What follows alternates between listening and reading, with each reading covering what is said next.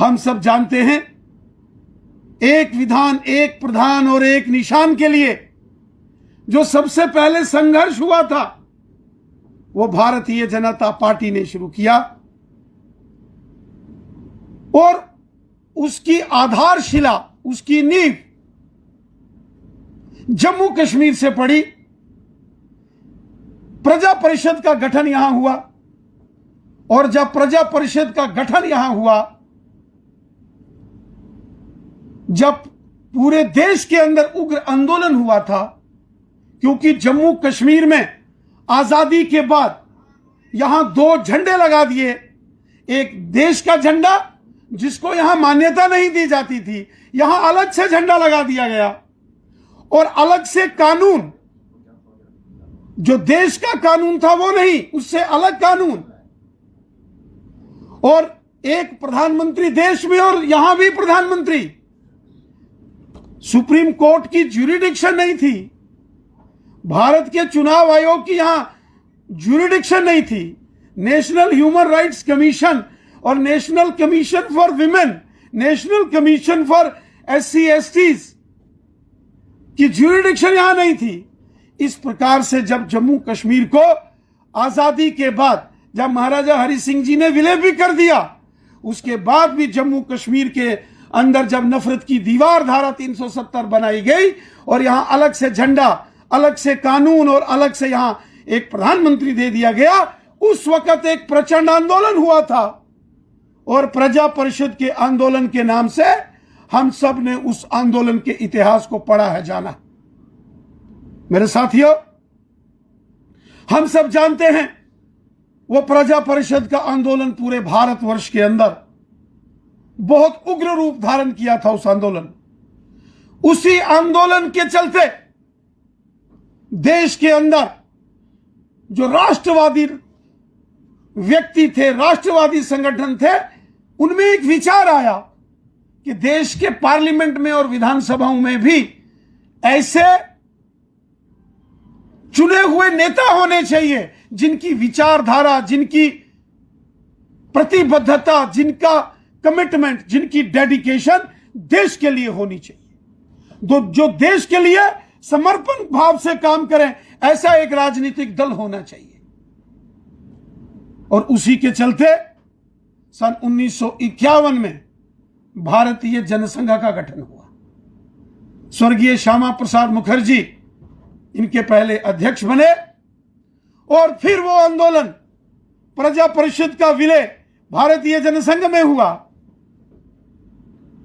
और 1951 से लेकर 1977 तक भारतीय जनसंघ रहा और 1977 से 1980 तक जनता पार्टी, जिसकी कुछ समय तक सरकार भी रही, लेकिन 6 अप्रैल 1980 को जनता पार्टी का भी विलय भारतीय जनता पार्टी में हुआ और आज ही के दिन 6 अप्रैल सन 1980 को मुंबई में समुद्र के किनारे स्वर्गीय अटल बिहारी वाजपेयी साहब के नेतृत्व में भारतीय जनता पार्टी का गठन हुआ। भारतीय जनता पार्टी का संकल्प राष्ट्रहित है, देश है, nation first, party second, self last. Bharatiya Janata party के करोड़ों कार्यकर्ताओं ने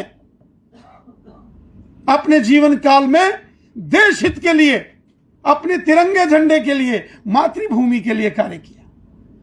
भारतीय जनता पार्टी के किसी भी कार्यकर्ता ने अपने किसी भी निजी स्वार्थ के लिए कुछ नहीं किया। जो कुछ है देश का है, इदम राष्ट्राय इदम नमम, जो कुछ है देश का है, भारत माता का है। हमारा जो कुछ है हमारी मातृभूमि के लिए है। ये देश हमारी मां है। भारतीय जनता पार्टी के प्रथम अध्यक्ष पूर्व प्रधानमंत्री अटल बिहारी वाजपेयी साहब ने कहा था, यह भारत मिट्टी का टुकड़ा नहीं है, यह भारत, यह हमारी मातृभूमि है, यह जीता जागता राष्ट्र पुरुष है। इसका कंकड़ कंकड़ हमारे लिए शंकर है।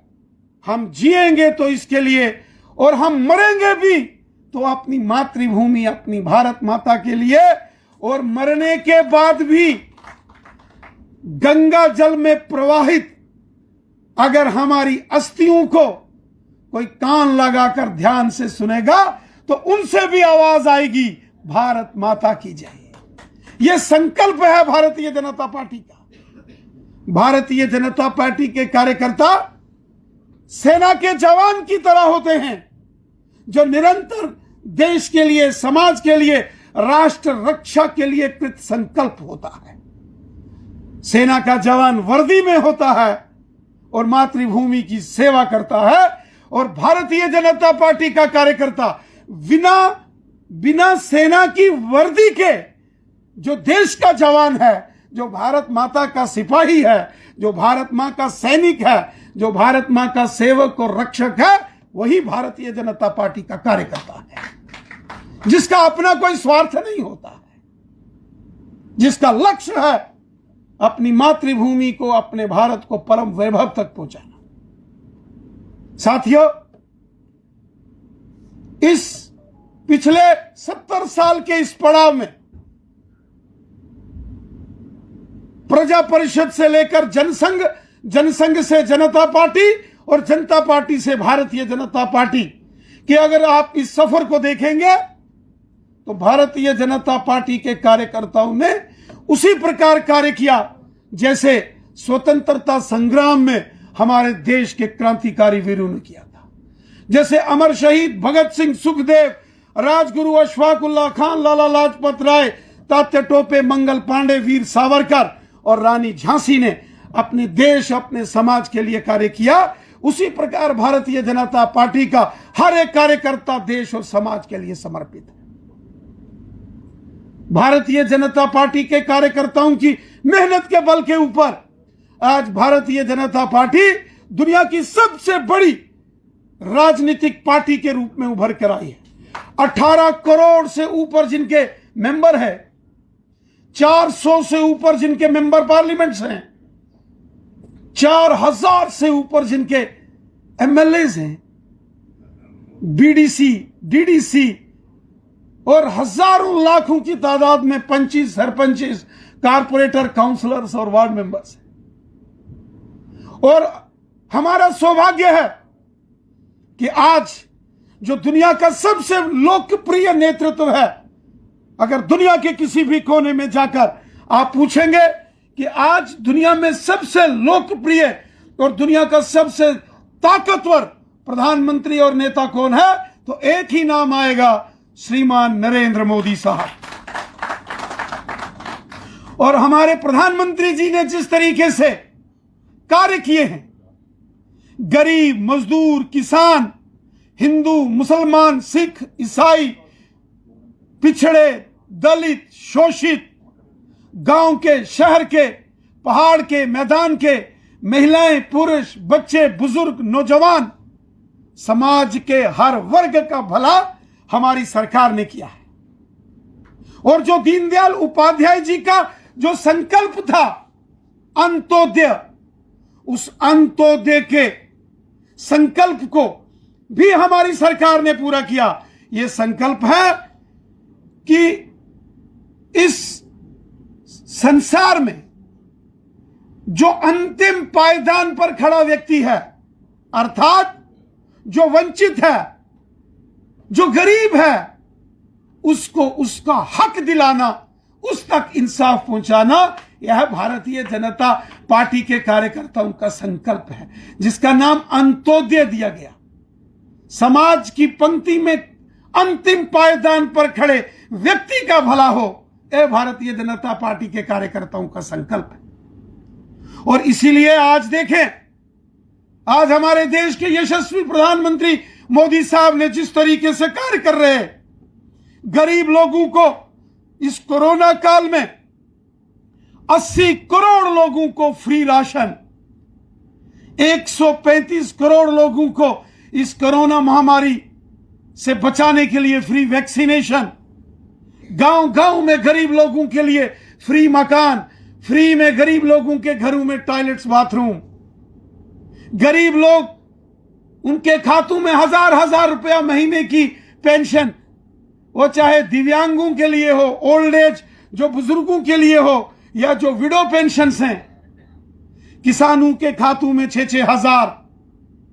आयुष्मान भारत के तहत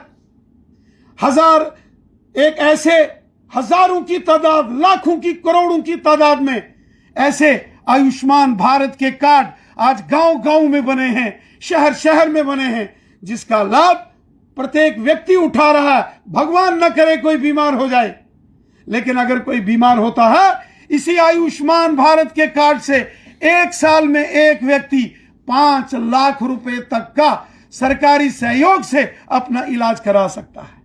ये अगर किसी की देन है तो ये मोदी साहब की देन है। ई श्रम कार्ड जो गरीब लोगों के लिए, मजदूरों के लिए जो मोदी साहब बना रहे हैं, कितनी बड़ी योजना है। जीवित रहते रहते इंसान को इस ई श्रम कार्ड से लाभ है, और लेकिन अगर वो संसार से चला भी जाता है, उसके परिवारजनों को उसकी अंतिम क्रिया, यहां से हरिद्वार जाना हो या किसी अन्य स्थान पर जाकर जो अंतिम क्रियाक्रम होता है, प्रक्रिया, उसमें भी इस ई श्रम कार्ड के माध्यम से आर्थिक सहयोग प्राप्त होता है। आज गांव गांव में सड़कें, स्कूल, हॉस्पिटल, बिजली, पानी, बड़े बड़े टनल्स, हाईवेज, ब्रिजेस, इसका अगर कोई निर्माण कर रहा है, ये मोदी सरकार है। और उनका नारा है माननीय प्रधानमंत्री जी का, सबका साथ, सबका विकास और सबका विश्वास। सब हमारे हैं, कोई पराया नहीं है। 135 करोड़ हिंदुस्तानी ये हमारे हैं, हम एक परिवार हैं। हर भारतवासी, हम सब एक परिवार के सदस्य हैं, हम सबको मिलकर रहना है। यही तो भारतीय जनता पार्टी का संकल्प है। वासुदेव कुटुंबकम की जो भावना है, एक भारत श्रेष्ठ भारत का जो संकल्प है, भारत को विश्व गुरु बनाने का जो संकल्प है, यही तो भारतीय जनता पार्टी के कार्यकर्ताओं का संकल्प है।